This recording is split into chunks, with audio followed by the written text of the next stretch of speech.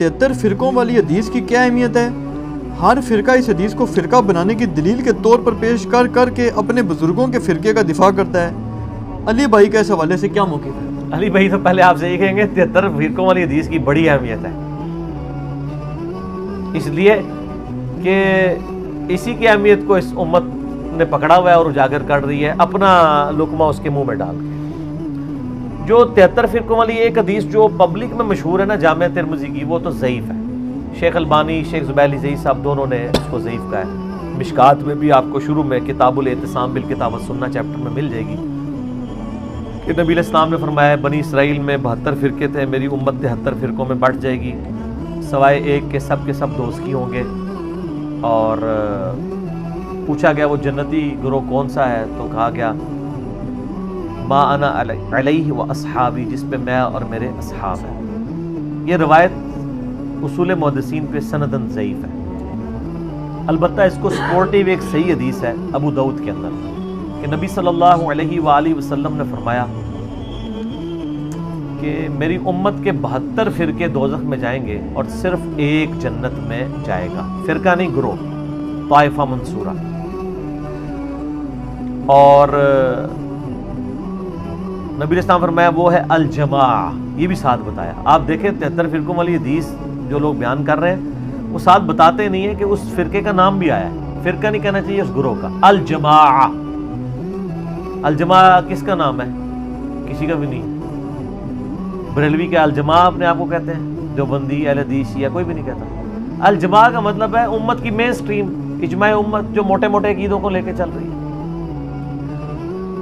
اور آپ علیہ السلام فرمایا کہ میری امت میں ایسے یعنی فرقے پیدا ہوں گے جیسے باولا کتا کسی کو کاٹ جائے اور اس کا اثر ایک ایک رگ و ریشے میں داخل ہو جائے، اس طرح میری امت میں بدعت پھیلے گی۔ اچھا، نبی علیہ السلام نے بھی دیکھا ہے کہ یہ کتے کی مثال دی ہے۔ مجھے بتائیں کہ یہ کسی گروہ میں بدعت کا پھیلنا جس باولے کتے کے کاٹنے سے ہوگا، نبی علیہ السلام فرمایا وہ کتا کوئی ہاکی کا پلیئر ہوگا، کرکٹ کا پلیئر ہوگا یا کوئی مولوی ہوگا؟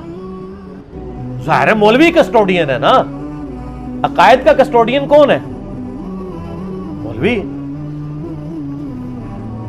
تو علماء کو نبی اسلام نے، علماء سو کو کیا فرمایا؟ کتا، اور باولا کتا، پاگل کتا۔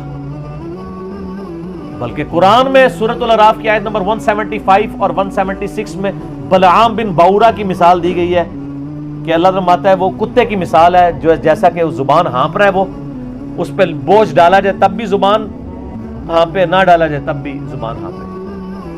المستدرک حاکم میں صحیح سند کے ساتھ حدیث ہے کہ یہ جو جس کی مثال دی گئی ہے قرآن میں، کہا گیا کہ وہ صاحب علم تھا اور بعد میں وہ پستی میں جا گرا، اس سے مراد یہودی عالم بلعام بن باورا ہے، عبداللہ ابن مسعود کہتے ہیں رضی اللہ تعالیٰ عنہ۔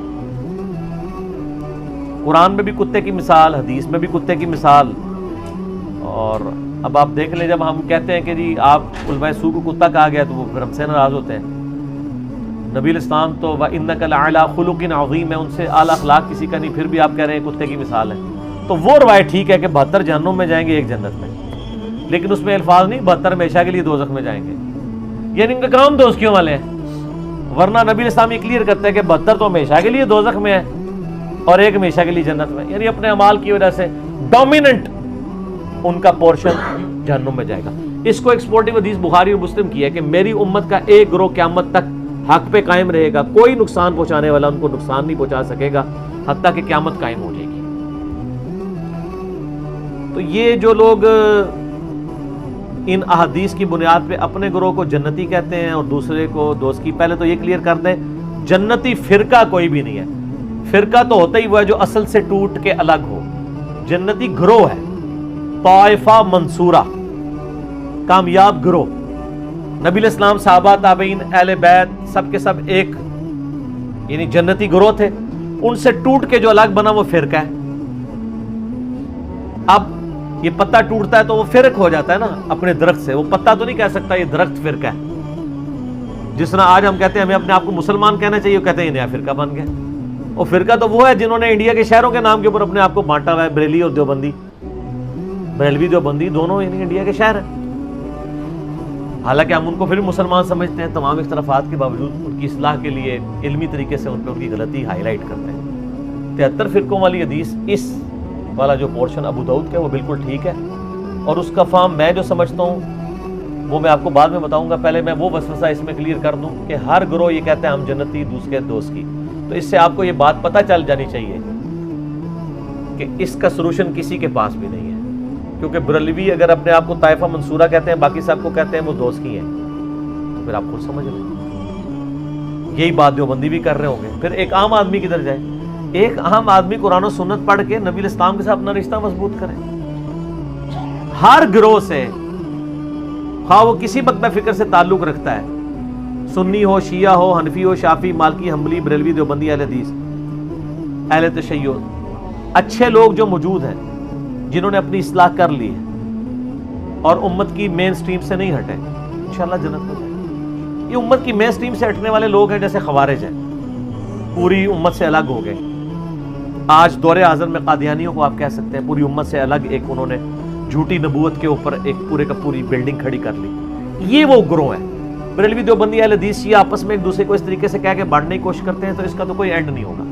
باقی یہ جو لوگ کہتے ہیں نا جی وہ فرقوں میں بٹنا ضروری ہے کیونکہ خالی مسلمان کہلانا کافی نہیں، نبی اسلام نے فرمایا تھا کہ فرقے ہوں گے. آپ نے یہ تو نہیں فرمایا تھا فرقے بنانا، آپ نے تو بلکہ ڈرایا ہے. یہ تو اسی طریقے سے ہے جیسے مسلم میں حدیث ہے، صحیح مسلم میں، کہ نبی علیہ السلام نے فرمایا قرب قیامت میں عورتیں ایسا لباس پہنیں گی گویا کہ ننگی نظر آ رہی ہوں گی، چست لباس ہوگا یا باریک. اس سے کوئی یہ رزلٹ نکالے گا کہ چونکہ اب قیامت آنے والی ہے لہٰذا ہم اپنی عورتوں کو ننگا لباس پہنائیں؟ یہ رزلٹ نکالنا چاہیے. تو فرقوں والی حدیث سے یہ رزلٹ کیوں نکال رہے ہیں کہ فرقے بنائیں؟ وہ تو کنڈیم کیا گیا ہے. کنڈیم کیا ہے قرآن میں؟ وَاعْتَصِمُوا بِحَبْلِ اللَّهِ جَمِيعًا وَلَا تَفَرَّقُوا. اللہ کی رسی قرآن کو مضبوطی سے تھام لو، فرقوں میں مت بٹو. قرآن جب منع کر رہا ہے فرقے بنانے سے تو حدیث میں تو صرف خبر ہے، حکم نہیں ہے. حدیث تو بتا رہی کہ ایسا ہو جائے گا، بچ جانا. جیسا کہ ایسا ہو جائے گا کہ عورتیں چست لباس پہنے گی، تم بچ جانا. انہوں نے اسے حکم بنا لیا ہوا ہے. یعنی کامن سینس بھی نہیں. لیکن common sense is not so common. Common sense بھی کم لوگوں میں ہی ہوتا ہے نا، اتنا کامن بھی نہیں ہوتا. اور آپ دیکھیں فرقہ واریت کا عفریت اور جن اور بدعت اتنی خطرناک چیز ہے کہ یہ شوگر کوٹڈ کر کے ہر مسلمان نے جو ہے نا وہ استعمال کر لی ہوئی ہے. اور اس کے اوپر کبھی اس آیت پہ کسی نے نہیں عمل کرنا. وَاعْتَصِمُوا بِحَبْلِ اللَّهِ جَمِيعًا وَلَا تَفَرَّقُوا. اور اس سے سخت آیت جو اپنے منج پہ ہم نے لکھی ہوئی ہے، ان الذین فرقوا دینہم وکانوا شیعا لست منہم فی شیء. بے شک جنہوں نے دین میں فرقے بنا لیے اور اپنے آپ کو گروہوں میں بانٹ لیا، اے نبی آپ کا ان سے کوئی تعلق ہی نہیں ہے. انما امرہم الی اللہ، ان کا معاملہ اللہ کے سپرد ہے. اللہ ان کو بتا دے گا جو دنیا میں انہوں نے کرتوت کیے تھے. کتنی سخت آیت ہے، سورۃ الانعام آیت نمبر 159. اس پہ کسی نے عمل نہیں کرنا.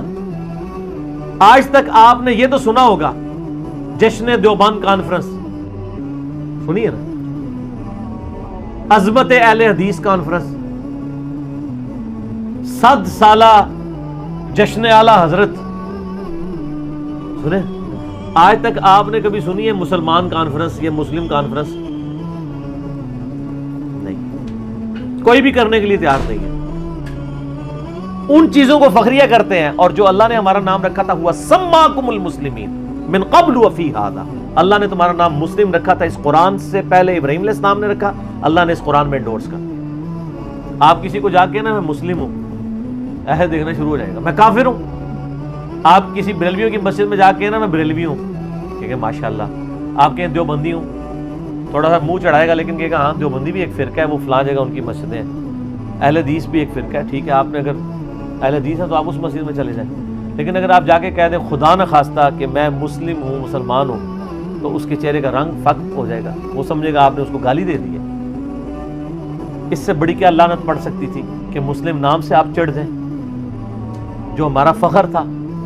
ما کان ابراہیم یہودی ولا نصرانی، ابراہیم نہ تو یہودی تھے نہ نصرانی تھے، ولکن کان حنیفا مسلما وما کان من المشرکین، بلکہ وہ تو حنیفہ تھے، سب سے ٹوٹ کے ایک اللہ کے ہو جانے والے. وہ مشرک نہیں تھے اور مسلم تھے، سر تسلیم خم کرنے والے. یہ آج ہمارے لیے مصیبت بن گئی ہے. ہم جب لوگوں کو بتاتے ہیں لوگ پریشان ہو جاتے ہیں، پھر ہم ان کو پھکی دیتے ہیں. صحیح مسلم میں ایک حدیث ہے کہ قرب قیامت میں جب دجال آئے گا نا، الٹیمیٹلی یہودیوں کے خلاف جب مسلمان قتال کریں گے تو اللہ کے نبی علیہ السلام فرماتے ہیں اگر یہودی کسی پتھر کے پیچھے بھی چھپا ہوگا نا تو وہ پتھر بھی بول کے کہے گا ایھا المسلم، اے مسلم میرے پیچھے یہودی اسے قتل کر دو، سوائے ایک درخت کے غرقت جو یہودیوں کو پناہ دے گا، کیونکہ وہ یہودیوں کا درخت ہے جس کی کاشت انہوں نے بہت زیادہ کی ہوئی ہے. میرا یوٹیوب پہ غرقت کے اوپر ایک کلپ بھی ریکارڈڈ ہے. میں یہ کہتا ہوں کہ اگر آج کے بریلوی دیوبندی اہل حدیث شیعہ کو پتھر کے پیچھے سے یہ آواز آ جائے اے مسلم، تو ہو سکتا ہے یہ کہ پیچھے کوئی انجینئر صاحب کی ویڈیو ہی چل پڑی ہے. انہوں نے تو مڑ کے بھی نہیں دیکھنا جب تک انہیں یہ نہ کہا جائے کہ اے بریلوی اے دیوبندی ہے. تو چڑھتے ہیں مسلم نام سے، آج اگر چڑھ رہے ہیں تو اسی وقت بھی چڑھیں گے. قرآن و سنت کی ٹرم تو مسلم اور مومن ہی ہے، باقی آپ کی بنائی ہوئی ہے. اس لحاظ سے ویسے میں شیعہ کو ایج دوں گا. شیعہ اپنے ساتھیوں کے لیے مومنین کی ٹرم استعمال کرتے ہیں، سنی اپنے ساتھیوں کے لیے مسلمین کی ٹرم نہیں یوز کرتے ہیں. کہتے ہیں نا مومن مومنین، وہ ٹرم قرآن سے لے رہے ہو. تو سر سنیو، میں نہیں کہتا آپ اپنے آپ کو مومنین کہیں، ان سے فرق تو آپ نے کرنا ہے، وہ جبلت میں ہے ان کی بھی اور ہماری بھی. ہماری سے مراد آپ لوگوں کی، میں تو دونوں سے باہر ہوں، مسلمان ہوں. وہ مومنین کہتے ہیں، آپ مسلمین کہہ لیا. لیکن ٹرمز تو قرآن کی استعمال کریں، حدیث کی استعمال کریں. قرآن و سنت میں تو ٹرم یہی ہے. صحیح مسلم میں حدیث ہے کہ ہفتے میں ایک دن کا غسل کرنا ہر مسلم کے اوپر واجب ہے، جس میں اپنے جسم کا میل دور کرے. کسی بھی دن کر سکتا ہے، جمعے دن کر لے، افضل ہے جمعے کے علاوہ بھی کر سکتا ہے. مظاہرہ کرتے ہی ہیں مسلمان. تو مسلم وہاں بھی ٹرم مسلم ہے، یہاں مسلم نام سے لوگ چڑھتے ہیں. اچھا علی بھائی، آپ کی اس بات سے نا وہ مجھے ایک بات یاد آ گئی، اگر اجازت دیں جی، تاکہ یہ ایشو کور ہو جائے. آپ نے فقی کی ایشو بات تو قیامت تک نہیں کور ہونا ہے جن کے نہیں یہ ہونے. اسپیسیفک یہ ایشو کور ہو جائے نا. ایک بہت بڑے وکیل اناف ہیں، نام نہیں لینا. نہیں نام نہیں میں لیتا، میں بس وہ وکیل اناف ہی کہا ہے کہ آپ نے ان کا نام لے دیا، لیکن باقی اناف ہیں اور بہت بڑے.